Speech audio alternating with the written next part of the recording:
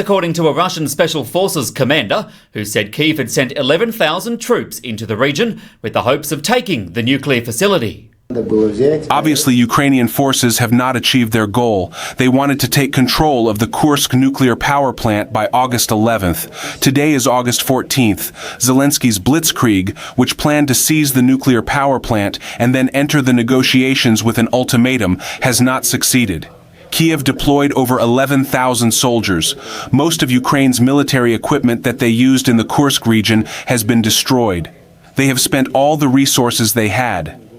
In brief, the US is now reportedly considering sending long-range missiles to Ukraine, and Washington now believes Israel has no chance of achieving its goals in Gaza. That's according to the New York Times, which claims officials across the US government are now convinced Israel will never be able to completely eliminate Hamas. It comes just days after it was revealed Israel's own defence minister had also dismissed any hope of achieving total victory as gibberish. This has been Matt Boyland with your TNT News Brief. I'll be back with more at the top of the next hour. If you've been told to pull up your socks, then make sure it's a pair of TNT socks. The TNT shop is now open at tntradio.live. Critically analyzing global affairs. The Muckrakers on today's News Talk, TNT. Politically. Okay. Well, it's just gone 12 noon in London, 7 a.m. in Philadelphia, and all around the world, it's time for the Muckrakers. I stole that from Richard Skinner. You might remember it was a Live Aid. That was his announcement. Well, welcome along to the Muckrakers. And here on the Muckrakers, we pledge to continue tackling the most pressing and controversial news issues of our time. Our mission is to provide more light and less heat in our unwavering quest to uncover the truth and to inform, educate, and entertain with dignity and respect. And as always, I say it's vital we don't just ask the questions, but question the answers. And today what we're going to look at the 2022 Nord Stream pipeline attacks and the various accusations going on in the media. And I'm delighted that today is our 65th episode of the Muckrakers. Time to retire, I hear you say. Well, we'll have a look at that sort of side as well. But 65, we've been doing wonderful things, and I can think of no finer couple of gentlemen to help me join the celebration than the wonderful Martin J. and Dr. George Samueli. How are you both, gentlemen? Good. How are you, Andrew? No, good. Surviving. Let me tell you, because it is important. Dr. George Samueli, he's a senior research fellow at the Global Policy Institute in London. He's written for innumerable publications and is author of Bombs for Peace. Everybody around the world has got a copy now. NATO's Humanitarian War on Yugoslavia. If you haven't got a copy, shame on you. Martin J. is an award-winning journalist, editor of margrebby.org and levantis.me, which has also featured the Muckrakers a few times, so many, many thanks for that. His career has spanned an impressive 30 years, which has seen him work in over 50 countries for a host of big media titles. Now, I was told off saying about him being fired by all the media giants, but actually he quite likes that because he proudly proclaims it on his Twitter page. And CNN said he's a good journalist, but a pain in the backside. But that's what all journalists should be. Well, before we do a big deep dive into the 2022 Nord Stream pipelines attack, let's turn our attention to the US election and the media protection of Queen Kamala, as she's properly called. We wanted to talk about this because it is interesting how all of a sudden she's being protected by the media, trumpeted as the new hope, if you like. What's your take on this, George? Well, it's quite a remarkable thing. I don't think there's ever been anything like it in supposed democracies. I mean, this is a woman who has been imposed upon the party and essentially imposed upon the American electorate, who hasn't won a single vote. She didn't even win a single vote in the 2020 election. She dropped out from the Democratic primaries before the first votes were counted. And in this case, she didn't even run in any of the primaries. And so it was just a decision made by, we don't exactly know who, but obviously a very small group of people who said that Biden needs to go. And we're just going to replace him with Harris, who up until that moment had been a laughingstock. I mean, she would have been deemed a completely ridiculous person, a deeply unlikable person. I mean, as unlikable as Hillary Clinton. A massive series of failures on her watch as vice president, including she was the border czar. And she was very annoying with her with her really awful cackle. So now she's been thrust in that position. And, if you're a journalist and you follow American electoral politics, then your primary responsibility would be, well, okay, now tell us something about yourself. Tell us why you want to be president. Tell us what you intend to do as president. What's your take on Gaza? What's your take on Iran? What's your take on Russia, Ukraine? The topic we're going to talk about later, Nord Stream. In other words, you want to know, well, you're going to be president theoretically in a few months' time. What do you intend to do in that job? And instead, the media, who act as essentially enablers of the Democratic Party, said, well, if she doesn't want to do any interviews, then she doesn't have to do any interviews. I mean, the polls are working for her. She's, riding high. We can keep pushing out these silly articles about how there's waves and waves of excitement and enthusiasm for Kamala in the country, totally made up. And then we can just keep writing it. And then you think, well, you're supposed to be a journalist, and you're supposed to be grilling the people in power. I mean, your job is, find out what does she want to do. And I said, well, if it's working, it's working. Let her continue doing what she's doing. I've never seen anything like that. Quite extraordinary. You're absolutely right, Martin. It is extraordinary. I think we're living in an era now where, for the certainly last 10 years. It has started to become acceptable for Western leaders to basically just brush off media. Say, no, I don't have media. No. I mean, when Boris Johnson got into office, I was quite shocked after the first few days. You would have expected a lineup of high-profile interviews with all the broadsheets, discuss policy. And he just shunned it all. And I think that was, in Britain, we tend to look down on other countries in the global south where we say this sort of thing is quite normal. In Africa and the Middle East, it's very normal in the Middle East, for leaders to completely shun media. But now it's becoming fashionable. And when you look at Kamala Harris or whatever she's called, I think George is right. I think she is pretty lackluster. I don't think she is that popular at all. I wonder how truthful all these polls are and the media coverage she's getting. But she does seem to be a product of something bigger and more nefarious and darker. She seems to be a product of the deep state, of the industrial military complex, who've all got together in smoke-filled rooms and said, look, this is all we've got. It was her or Joe, and Joe was going to run us into the ground and give Trump an easy pass back to the White House. So let's put all we can behind Kamala and see if we can wing it. Now, I don't believe that she's refused media. I think people who are controlling her, as I said, the industrial military complex and other uber elites in America, plus Obama, who's also got his hand on the strings, I think they've all come together and decided, let's avoid media for her. Let's keep her out of the media spotlight. Or every now and again, we can actually create a little media scene of our own. She was getting on a plane a couple of weeks ago and just surprise, there were these school kids there doing something, Andrew. I can't remember what they were doing, but there was she managed to give a soundbite to a journalist who just put the mic in and she was off. I think you're going to see a few of those. But it just gives you an indication of just how corrupt media are both in America and Britain. That you can accept that you can go along with that. Where are the hit jobs on Kamala Harris? Where is the in-depth reports, the in-depth investigations into who she really is? Basically, journalists have become very, very servile and have become pawns of the deep state. And this is the reason why I think she's not doing any interviews. And quite rightly, if you were the media handler, if you had got the contract to handle media for Harris, probably you'd be having nightmares thinking, how do we drag this woman into a TV studio and give her media training when she probably doesn't even know where Israel is on the map of the world?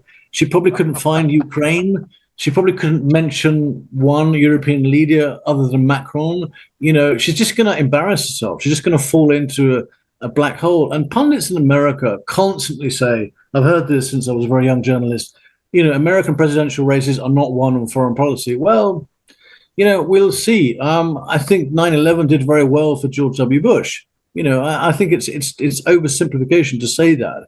A lot of people are worried that she is going to show people the real extent of just how stupid she is, and not just stupid and ignorant. It's good. It's good if you can only get one of those, but if you've got both of those, you're in real trouble when it comes to the press. So I think that probably explains why, we are not seeing her on television explaining to us her views. I mean, there's an awful lot of stuff on YouTube, I don't know if you noticed, of her dancing.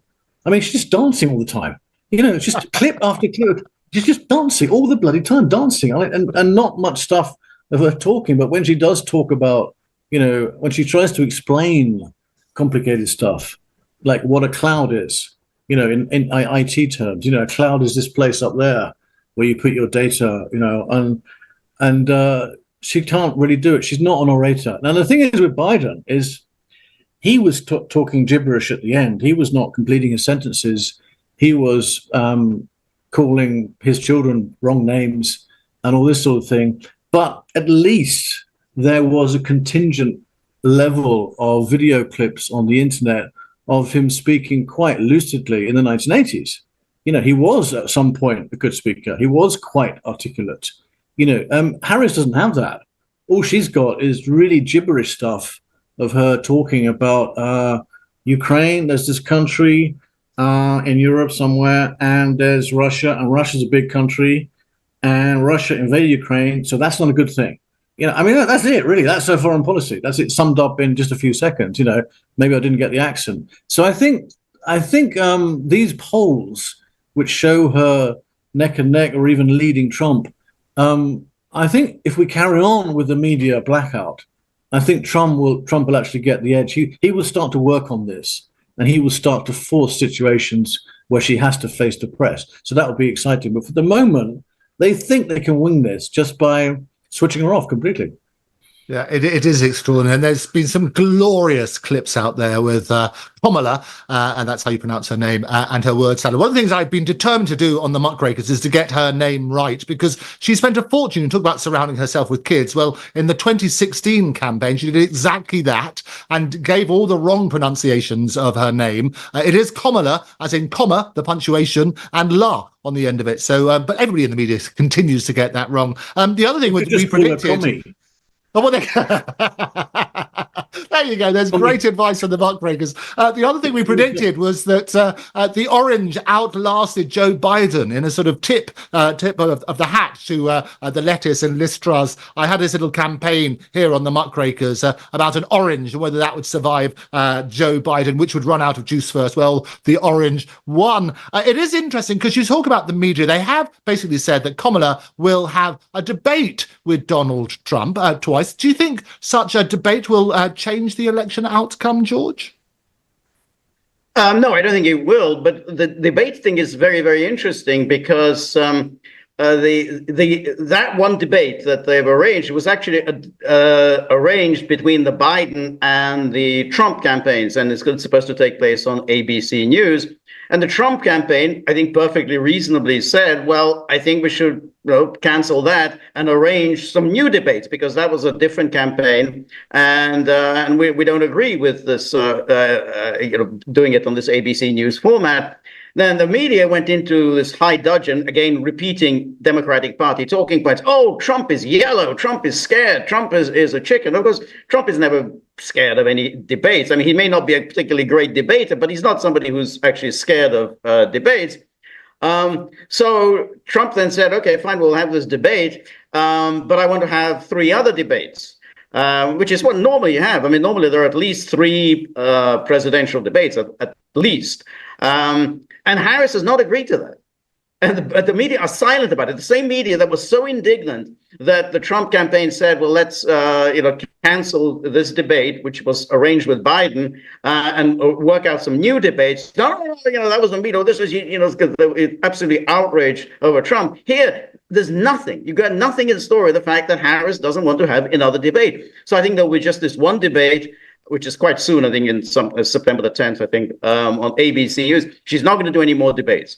And I think she expects to just glide by with George Stephanopoulos, or Slapopopoulos, as Trump likes to call him, and that will be that.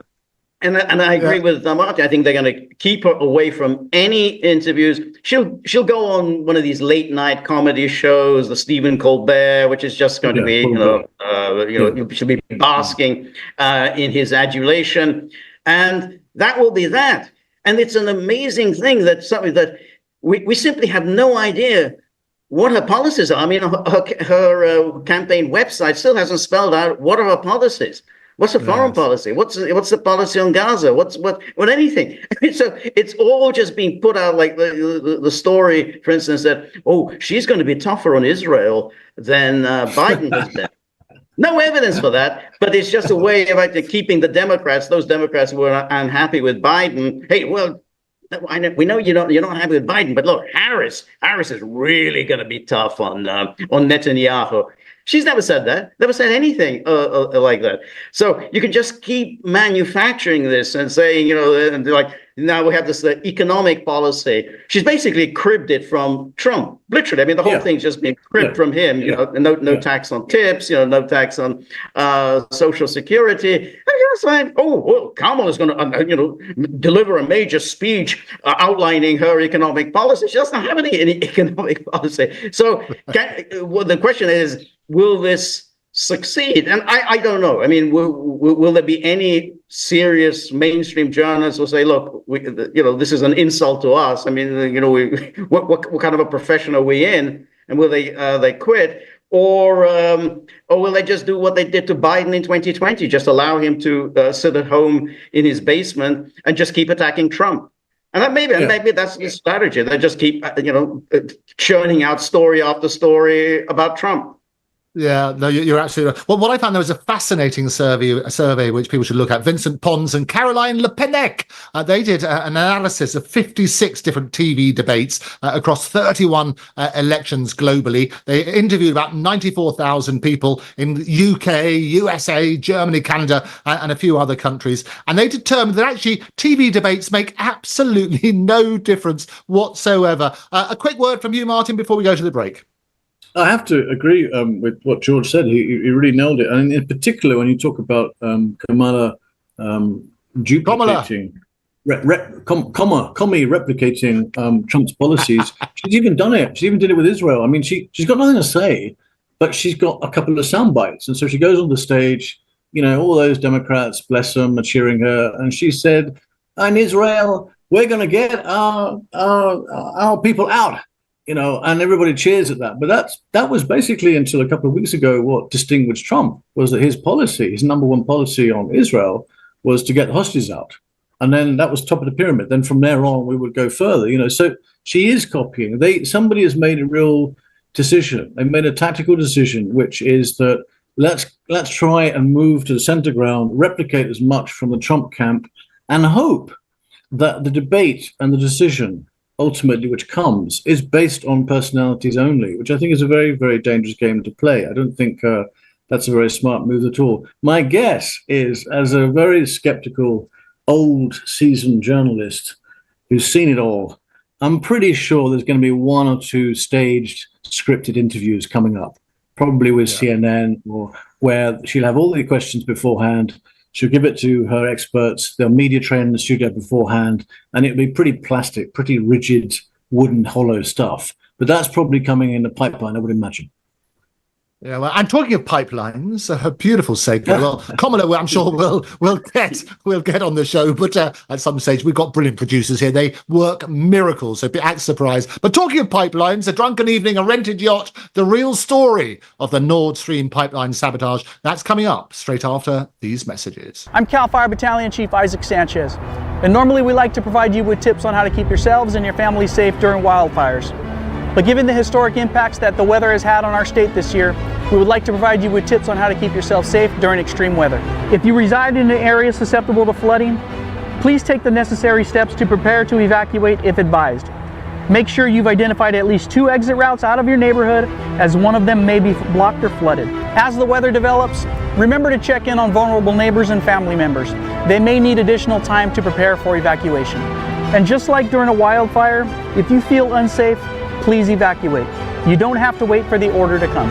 Keep an emergency go bag ready in case you need to evacuate. And always remember to plan for the safety of your pets as well. If you must leave, never drive around roadblocks. It can take as little as 12 inches of water to sweep your vehicle away. And always remember the mantra, turn around, don't drown. Be aware of first responders working in highly impacted areas, especially on the roads. For additional safety tips and updates on CAL FIRE activities, follow us on social media or visit fire.ca.gov. Affordable housing, we can build that. Sustainable housing, we can build that. At MIT Modular, we understand the importance of housing for all and the importance of design, cost, and functionality. Our goal is to meet the needs of our growing population by converting shipping containers to livable units. If you're like-minded and in a position to invest in something meaningful and life-changing, we want to hear from you. We are a team of professional architects, engineers, and financial and tax experts dedicated to offering unique solutions that provide a brighter future. Our Opportunity Zone Fund offers investors both real estate and operating business diversification, 5-year tax deferral on capital gains, annual tax benefits, and ultimately tax-free appreciation potential. There are opportunity zones all over America. If you're interested in learning more about our services, need affordable housing, or want to participate in creating a new vision for tomorrow, give us a call in the U.S. on 385-985-5702. Or read more at mitmodular.com. MIT Modular. We can build that. This is the Muckrakers on today's News Talk, TNT. Now, what I love about the Muckrakers is the little chats that we have in between the break. And Martin said that I look a bit like Matt Headroom, if only I had some sunglasses. Well, there you go. I thank you. We'll do anything. It's our 65th anniversary, well, not anniversary, 65th episode here on the Muckrakers. And we've been looking at this report about the Nord Stream pipeline sabotage. And this wonderful report in the Wall Street Journal said it was a drunken evening, a rented yacht, and the real story. Now, what they're alleging is the private businessman funded the shoestring operation, they call it, which was overseen by a top general. And President Zelensky approved the plan, but tried unsuccessfully to call it off. And just to remind everybody, Nord Stream 1 and 2 pipelines, they carried natural gas from Russia to Germany under the Baltic Sea, but were damaged by explosions in September 2022. What's your take on this story, George? Well, it's quite amazing. It's taken them 2 years. It's almost 2 years now since the destruction of these pipelines to come up with this ludicrous story, because this very long account in the Wall Street Journal, obviously fed to them by the U.S. intelligence. So we're asked to believe that 6 intrepid Ukrainians got a small boat, a rinky-dink boat. They filled it up with enough TNT to blow up this huge pipeline down at 260 feet below sea level, and they all managed to get away with it. I think but even the account, which is that, as you said, there was this drunken evening, then Zelensky apparently gave his approval and said, yep, right, I'm on that. And then he told Zaluzhny, his army chief, get it done. Then the Dutch got wind of it. I don't know why exactly the Dutch were the ones who got wind of it. The Dutch got wind of this plan, but instead of telling the Germans, they told the Americans, and then the CIA went to Zelensky and said, call it off. And then Zelensky said, yeah, right, I'll call it off, and told Zaluzhny, hey, call it off. And then Zaluzhny said, well, where you can stuff that, where the sun don't shine. And so Zaluzhny went ahead with this. So this is an absolutely ridiculous story. And but according to this story, because remember, the Germans knew about this since June, because the CIA did inform the Germans in June about this plan. So all this time, according to the story, the Germans had said nothing. They knew perfectly well who was behind it, and had continued to fund Ukraine. They've continued to pour in money to Ukraine, pour in arms to Ukraine, which, according to their own intelligence service and their great American allies, They destroyed German infrastructure, German-Russian infrastructure. They damaged, perhaps irretrievably, the German economy, because energy prices there are through the roof, which of course is damaging German productivity. Caused the most awful ecocide. I mean, this is a real environmental catastrophe. This by the Ukrainians, according to the story that fed them, this was the Ukrainians, and these are the people you're continuing to subsidize. I mean, where's the logic in that? Even so, if you just believe that story, I don't believe the story, but if you just go by this official story, then what kind of a nation, what kind of a government do we have in Germany that subsidizes its own terrorists who destroyed Germany? No, you're absolutely right. What's your take on all of this, Martin? Yeah, it's poppycock, and I'm being as polite as I possibly can. George is right. They've had 2 years to come up with this. You would have thought if they were looking for some sort of way of distracting the press against the more salient and more polemic points that have been exposed already by the Seymour Hersh article, which he wrote more or less exactly a year after.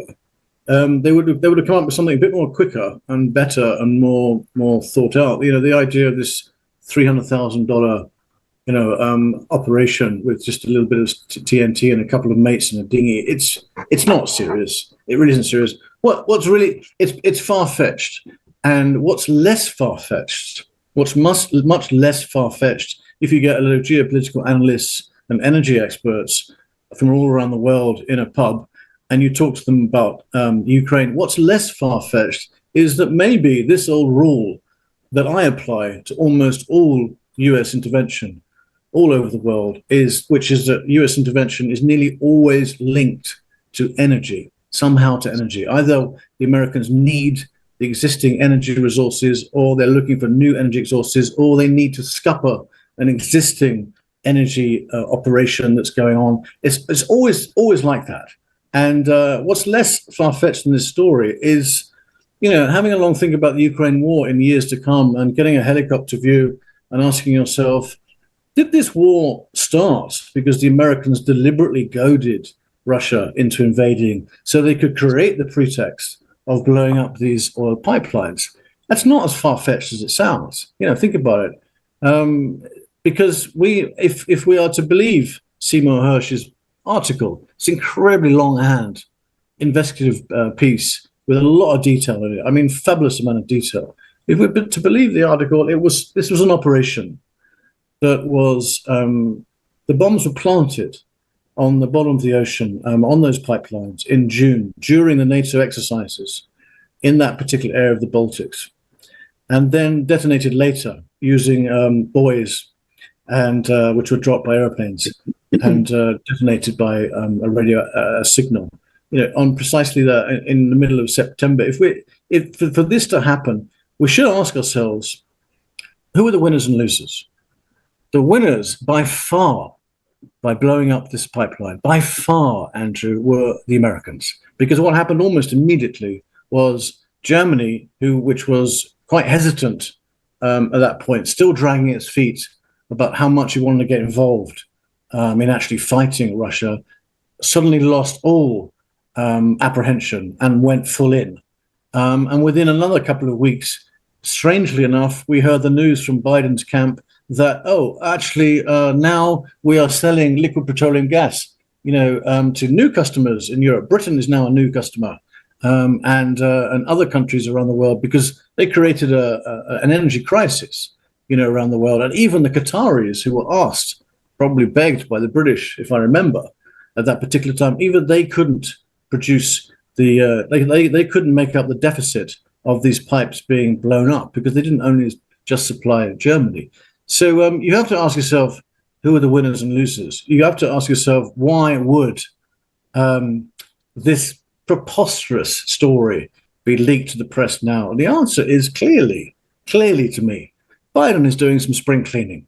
He's looking at his term in office. He's looking at some of the really, really embarrassing moments that have been captured in history. The number one, for me, embarrassing video clip, which people are going to be looking at in 20, 30, 40 years to time, is hundreds of Afghans running along the runway next to that huge transport plane which was trying to take off, and even some of them clambering onto the wheels and the undercarriage. You remember that clip, Yeah. Patrick? I think indelibly, absolutely appalling, and that's an indication that is a sort of, a video, a sort of iconic moment in U.S. history of U.S. foreign policy failing. Yeah, and I think he is going to be looking at his term in office. He's going to be looking back at the Ukraine war and thinking, what are the loose ends that I really need to tie up now?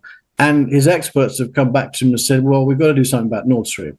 We can't let that hang there. We can't let the Seymour Hersh article stay there on Substack. And if you haven't read it, I would really implore the viewers to read it. It's a very long read. It's got a lot of detail in it. But the other thing that I find interesting, though, is that for those who are bothered, I mean, whenever I see a huge scoop, a huge piece of investigative journalism, which has upset an awful lot of people, which is very controversial, which is global from the moment it hits the internet, I always look at who doesn't want to run it.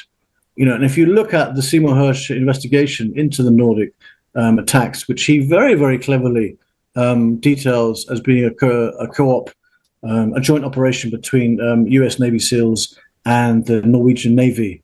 If you look at it, you notice that British and American newspapers didn't rerun it at all, hardly reference it at all. It gets picked up a bit by Germany and other European countries, but the Brits and the Americans don't go with it at all. Why not?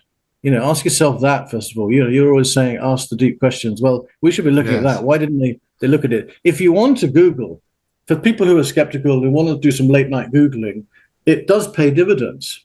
Because one of the things about the Hersh allegations in that article, that the Americans and the Norwegians did this and did it over a long period of time. It was not a rash, a knee-jerk kind of reaction to anything. It was something that was planned quite some time ago. One of the things we should be looking at is some of the statements that Biden made and people like Condoleezza Rice made and even Victoria Nuland made about energy dependency and the pipelines themselves.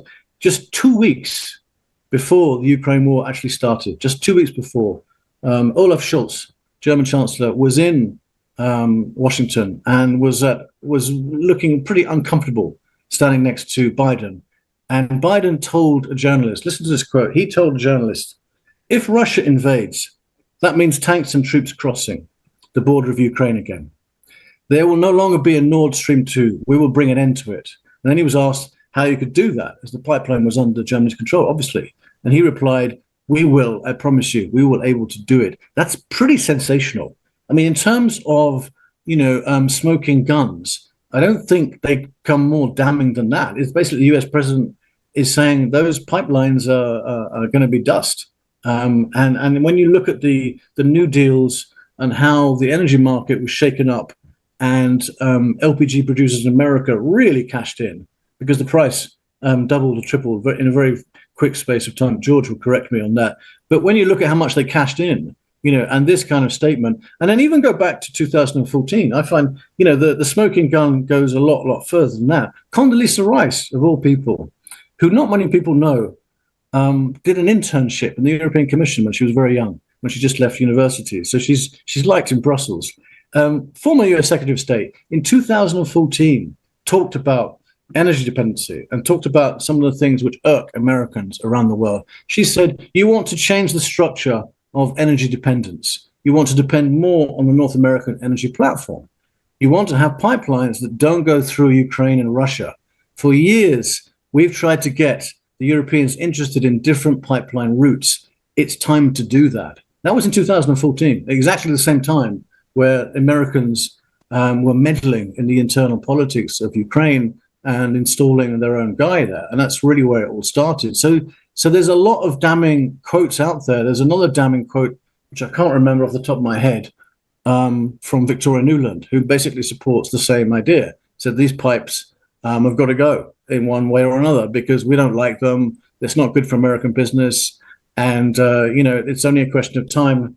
And so you have to ask yourself, and I've been asking myself since the beginning, was there more to the war than simply the geopolitics and the NATO threat in the region? Was there a bigger plan there on the Biden side going back to 2014, whereby people thought it would be a really smart idea to provoke Russia to actually invade, even temporarily, even for a couple of months. Even something on a smaller scale, less than what we have today, because at least that would give us the chance to blow up these bloody pipelines, and rejig the entire global market of oil and gas. And so that's what they've done.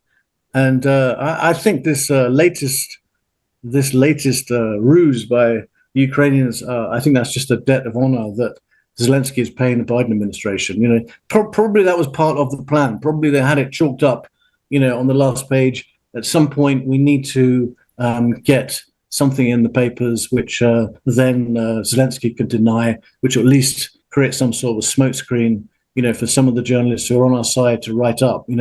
Call center journalism at its worst, Andrew.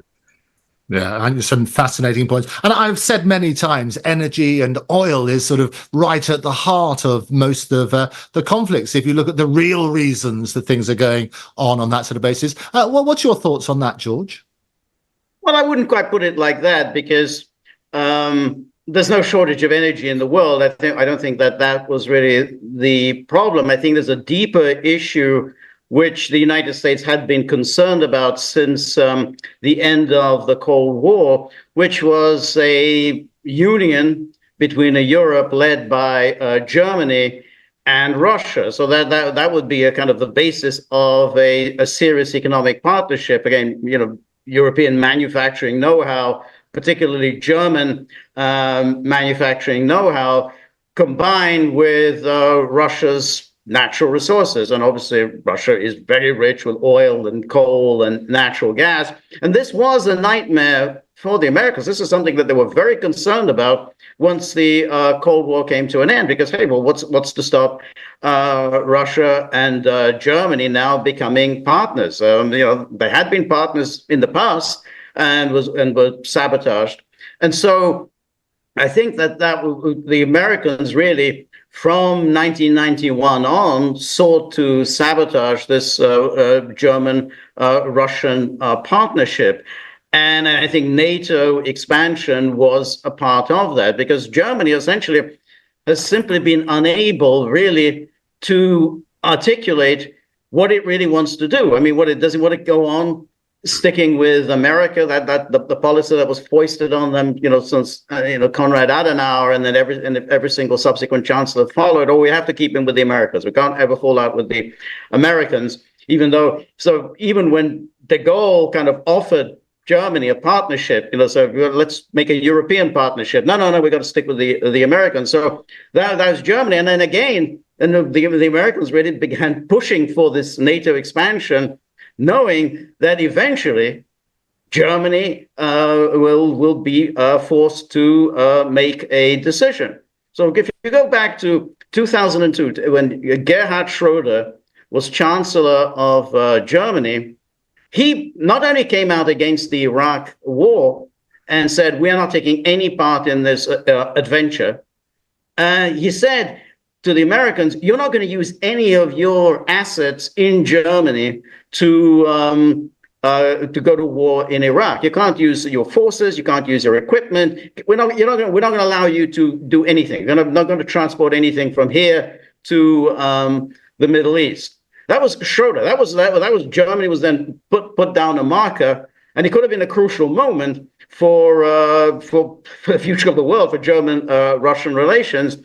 And what happened? Well, Schroeder was defeated at the next election. Ultimately, the Germans got terrified suddenly that they were going to separate themselves from the Americans, and they went back to the warm embrace of NATO and transatlanticism and so on. And so it's continued along this path. So it's not surprising that Schroeder has been one of the key figures in Germany with a business partner of Russia, but ultimately the Germans rejected it. And so that's why now Germany is in this humiliating position of having to accept either that Ukraine did this, and that's the official position. The Germans are accepting that it was the Ukraine who did it. So therefore, the people that you're subsidizing destroyed your own infrastructure, or they have to go with the Seymour Hersh, which is that their benevolent uncle, the United States, deliberately sabotaged German prosperity, deliberately sabotaged German energy needs, and to knock it out of the way as any kind of an economic competitor to the United States.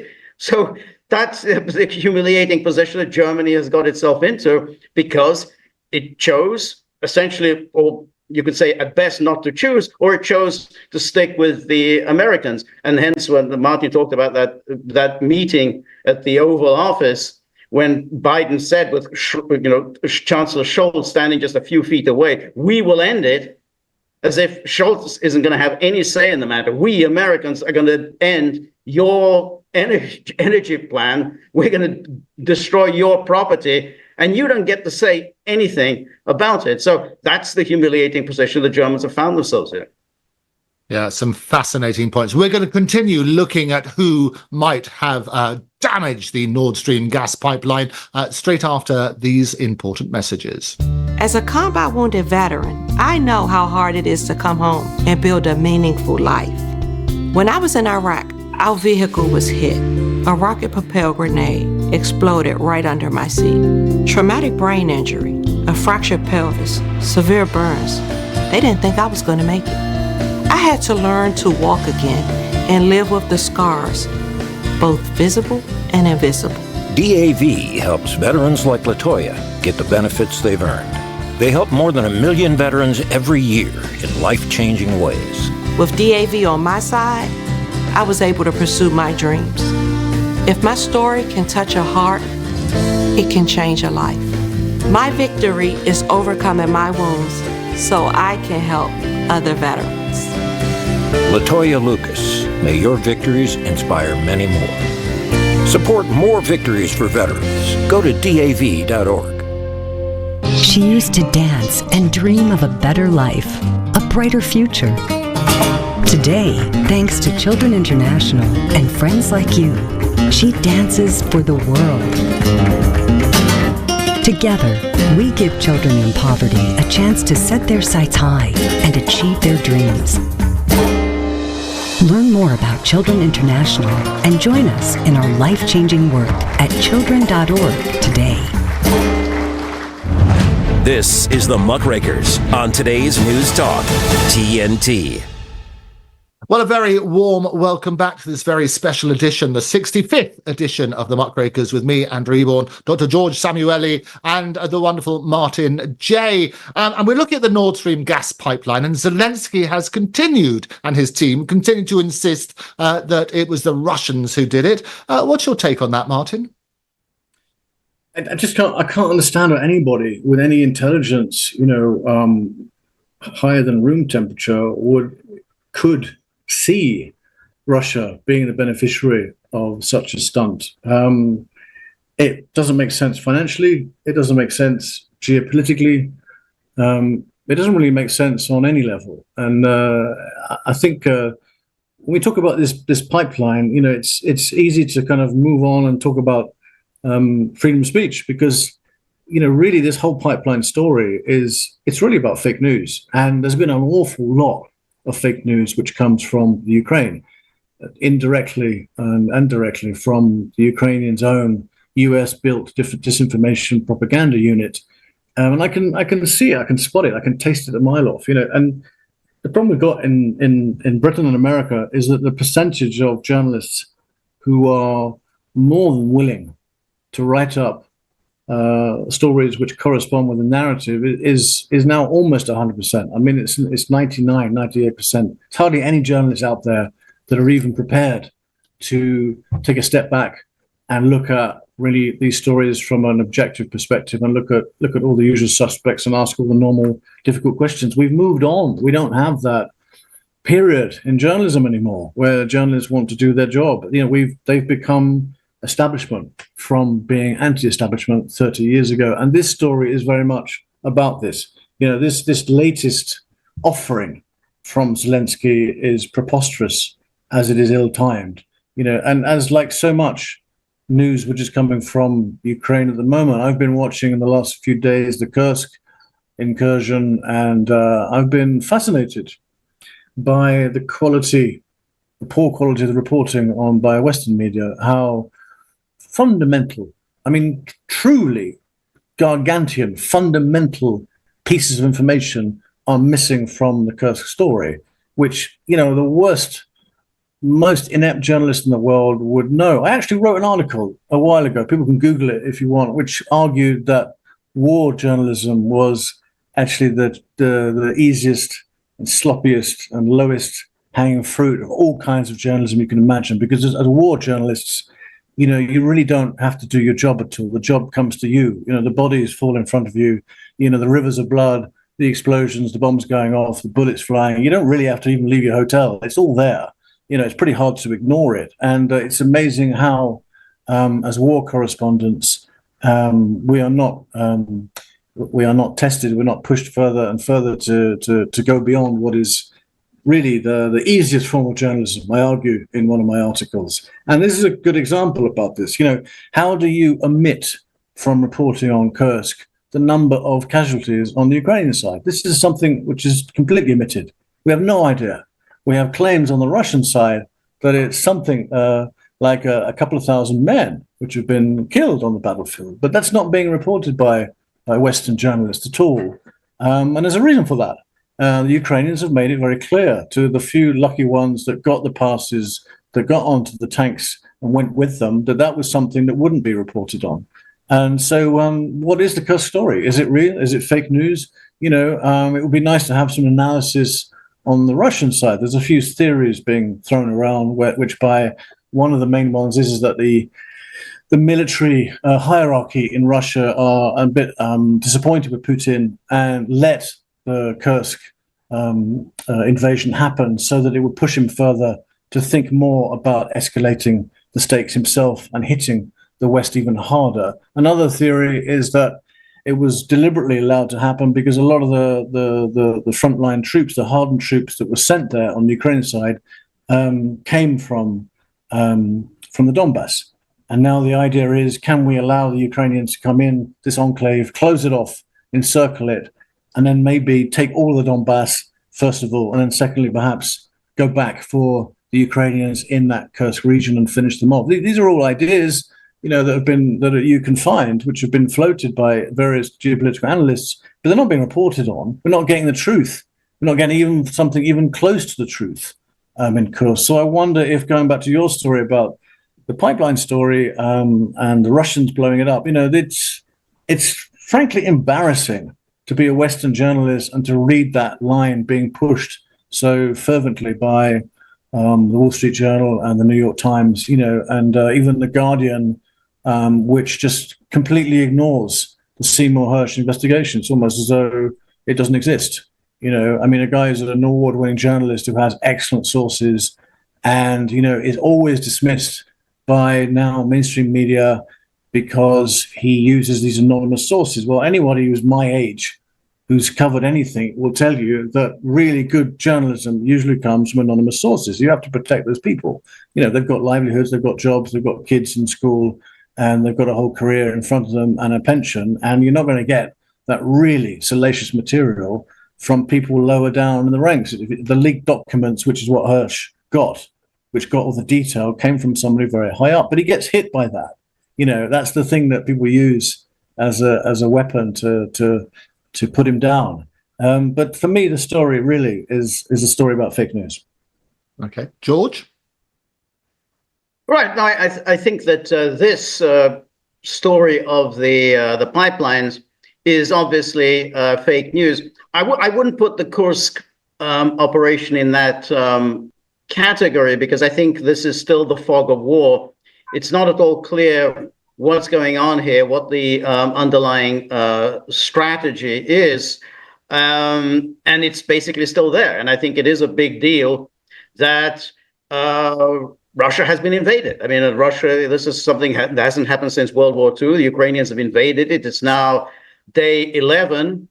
They haven't been pushed out. And it's clear that the Americans, NATO was behind this, and they're very happy with it. And they basically, and this is where it gets very worrying, they don't think Russia is at all frightening. They're not frightened of Russia. That may well be a very naive, very foolish thought, very dangerous thought. But nonetheless, that's where they are. They say, we can do this. I mean, it would have been unthinkable 2 years ago that the West would sponsor an invasion of Russian territory using American and Western weapons.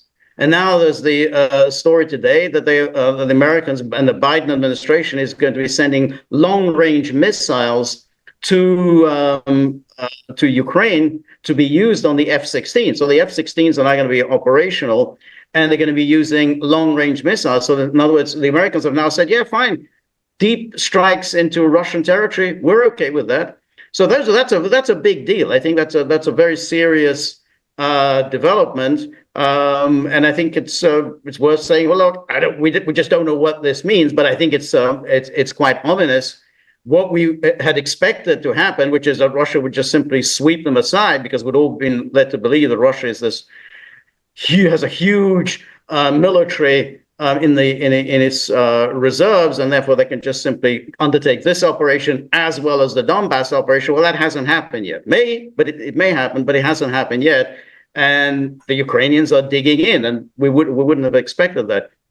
But going back to the Nord Stream, that is definitely fake news. That is definitely an operation to tell the Germans that, hey, this was these Ukrainians who did it. It wasn't us, the Americans, because this is something that the Germans, it is a little bit of an awkward issue for them, that this is what the Americans are prepared to do to them. You know, this is the United States. They are prepared to sabotage the German economy. They are prepared to humiliate you. They are just to knock you out as any kind of an economic competitor. They're supposed to be your friends. So that's why I think they have to get this story out to get the Germans on board. But what is interesting, I mean, leaving aside all the sort of ludicrous aspects of it, is that no one's under arrest. No one has been arrested. The Germans issued an arrest warrant for some Ukrainian, Vladimir Z, no relation. I think in June. He was apparently in Poland. The Poles obviously got wind of this arrest warrant, if that's true. I mean, we don't know if that's true, but that's the story. The Poles got wind of this arrest warrant, pushed him out of the country so that he went to Ukraine, and then the Poland said, sorry, he's not here. I mean, wish we could help you, but he's now in Ukraine. And then Ukraine, of course, has no extradition treaty, so Ukraine isn't obviously going to hand anyone over. And then the media, the Wall Street Journal, helpfully writes, Zaluzhny is now the Ukrainian ambassador to the UK. So unfortunately, diplomatic immunity precludes issuing an arrest warrant. What utter nonsense. I mean, nobody has ever recognized that diplomatic immunity protects you from actual crimes. I mean, if that were the case, what the hell did it mean to issue arrest warrants against Putin, arrest warrants against Gaddafi, going after Assad? Well, you mean an ambassador, he enjoys immunity, but heads of state, they don't enjoy immunity? I mean, of course, it's not nonsensical, but they're getting all their ducks in a row to make sure that nobody is arrested, because if they were arrested, they might have an embarrassing story to tell, or probably they'll say, hey, I had nothing, whatever, to do with this. So it's a ludicrous story, but it serves its purpose just to keep the Germans calm. Okay, things are okay. It's these terrible Ukrainians. You can't rely on them. Quite extraordinary. And just finally, then, I mean, how much do you think this has actually damaged the economies in Europe, Martin? Well, more than they already are. I think the pipeline story of Nordic is it's had to basically force Germany to rebuild its energy infrastructure. And as I said, LPG on the open market now has I can only use as a reference my mother's own heating bill. She's paying almost three times a year every winter to heat her own home. So it has. The whole Ukrainian war has had a massive effect, a massive impact on European economies. We talked earlier about miscalculation, and that's really the risk now in Kursk with the Americans and George rightly pointing out that the Americans are just completely okay with using long-range weapons now. They don't seem to appreciate or understand or fear Putin's patience snapping. I think miscalculation was also something quite prominent in the whole financial and investment and business equation for not just energy markets, but all markets. I mean, we in Britain are paid a very, very high price for getting involved in this war, on a whole number of levels, not only energy. And it may well take a while before it can all be flushed out of the system and we can get back to normal. But where will Ukraine be in a number of years down the road? Will it just continue to drain European coffers? It may well be. There may well be a new generation. Some people are talking about a 10-year war. It's possible. It's possible. And when you look at what's happened and the supply, which we analysed yesterday on the Muckrakers about the new supply of weapons, some of which are not going to be delivered for several years, you've got to ask you a question about that. Well, as always, Martin, George, been an absolute pleasure. This was our 65th edition of the Muckrakers, and I want to extend our deepest gratitude to Mike, Jenny, Vicky, Murray, Steve, Jeremy, Charlotte, Tom, my fellow Muckrakers, and all the brilliant guests, and most of all to you, the viewers and listeners. Your commitment to seeking the truth with us episode after episode fuels our passion and drives our mission forward. It's been an honour to delve into the most pressing, controversial issues of our time alongside such a dedicated audience. Here on the Muckrakers, we pledge to continue shining a light on the stories that matter, cutting through the noise to provide clarity, insight and understanding. Our goal is not just to inform, but to educate and entertain with dignity. Thank you for joining us on this journey. Please stay with us next time. Stay curious, stay informed, and stay with us as we continue to tackle the issues that matter most. But most of all, thank you very much, and we'll see you next time. Cheers.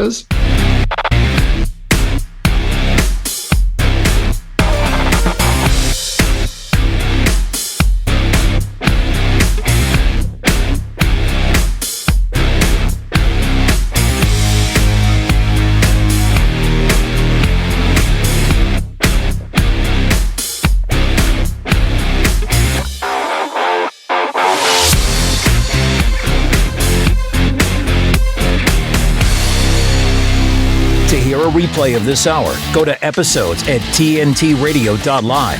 Now, TNT Radio News. Back again with your hourly news brief. I'm Matt Boyland.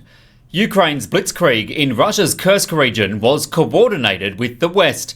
That's according to an aide of Ukrainian leader Volodymyr Zelensky, who confirmed Kyiv had discussed the incursion with its NATO allies, something that both the United States and Europe had previously denied. There are certain things that have to be done with the element of surprise, and that have to happen on a local level. But there were discussions between partner forces, just not on the public level. That statement was made just one day after the White House told reporters that US President Joe Biden was not given any warning of the attack. Can I ask about Ukraine as well? I just wanted to know whether the US supports Ukraine